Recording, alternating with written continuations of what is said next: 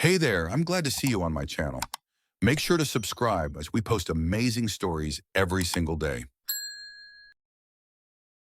James and Lisa had been together for nearly 5 years. In the eyes of their friends and family, they were the perfect couple. They met during college orientation. Lisa had been sitting alone under a tree, reading a book, when James asked if he could join her. They talked for hours. That was the start. From then on, they were inseparable.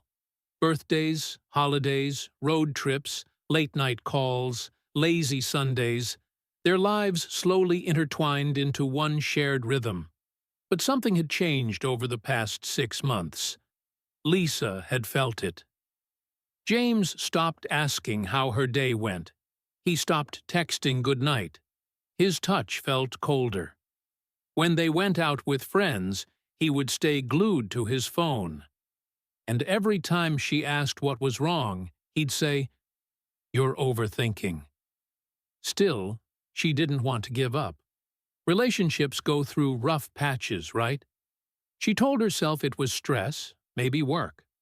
Maybe he needed space. Maybe she was smothering him. So when James suggested a hiking trip into the mountains, just the two of them, no phones, no internet, Lisa took it as a sign. A sign that he still cared. A sign he wanted to reconnect. She said yes without hesitation. They packed their gear, filled their bags with snacks, clothes, and a small tent, and hit the road before sunrise. The drive was long, through winding forest roads and small, quiet towns.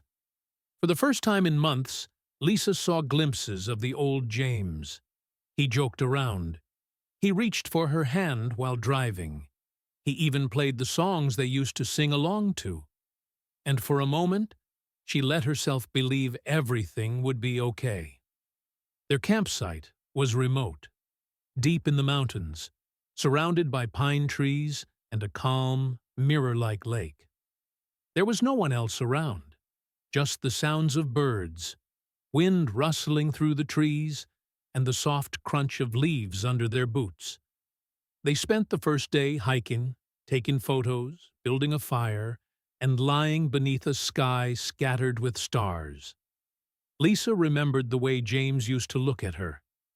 Back then, his eyes would soften, and he'd say, "I still can't believe you're mine." But now, even though he was smiling, something behind his eyes was missing. It was as if he was pretending to be present, like an actor reciting lines from a script he no longer cared about. On the third day, things began to unravel. That morning, James said he wanted to take a solo hike. "I just need to clear my head," he said. Lisa hesitated, but agreed. Maybe he just needed a moment alone, and she didn't want to seem controlling. But hours passed. Noon turned to afternoon, and he still hadn't returned. Lisa's anxiety grew. She decided to take a short walk down one of the nearby trails, hoping to maybe spot him and ease her mind. As she turned a corner on the trail, she froze. There, standing by a cluster of rocks near the edge of the lake, was James. But he wasn't alone. With him was Sarah, Lisa's friend. Not just a casual friend, but someone who had been at their last Thanksgiving dinner. Someone who once cried on Lisa's shoulder after a breakup. Someone Lisa trusted.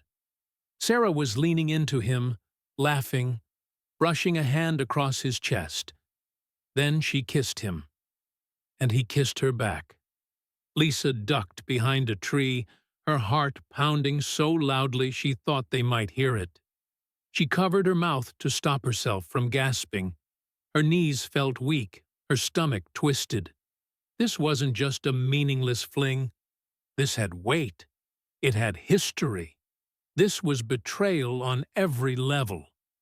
She watched for another minute, hoping, irrationally, that maybe she misunderstood what she saw. But then she saw James take out his phone and show Sarah a photo of something. Lisa recognized it immediately. It was the photo of her and James from the first night of the trip, the one they had taken by the fire, smiling together. Sarah laughed. Lisa slowly backed away. Her thoughts raced. How long had this been going on? Was this the reason James had distanced himself? Was the entire trip just a cover? Did they plan to meet here the whole time? She returned to camp without being seen. The moment she sat by the fire alone, she broke. The tears came fast and quiet. It wasn't just the betrayal. It was the feeling that everything she had believed in had collapsed. The foundation of her relationship, everything she thought they had built, was a lie. Memories came flooding back. That time James disappeared for a weekend and said he had family issues, or the way Sarah used to joke about how cute James was, how Lisa never once doubted either of them. When James returned to camp that evening, his hair was damp, his cheeks a little red from the cold air. He smiled as if nothing had happened.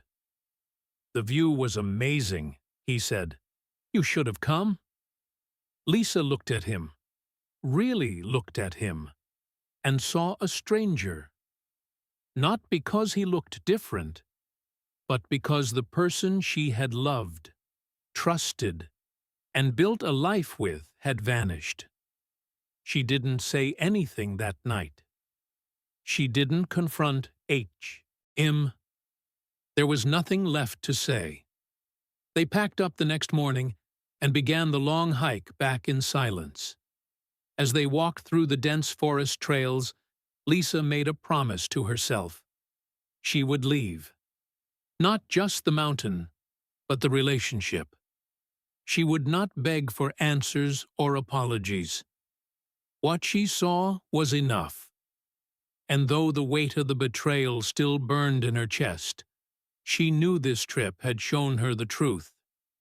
It had shattered the illusion and saved her from wasting even more years with someone who never truly valued her. By the time they reached the car, Lisa wasn't crying anymore.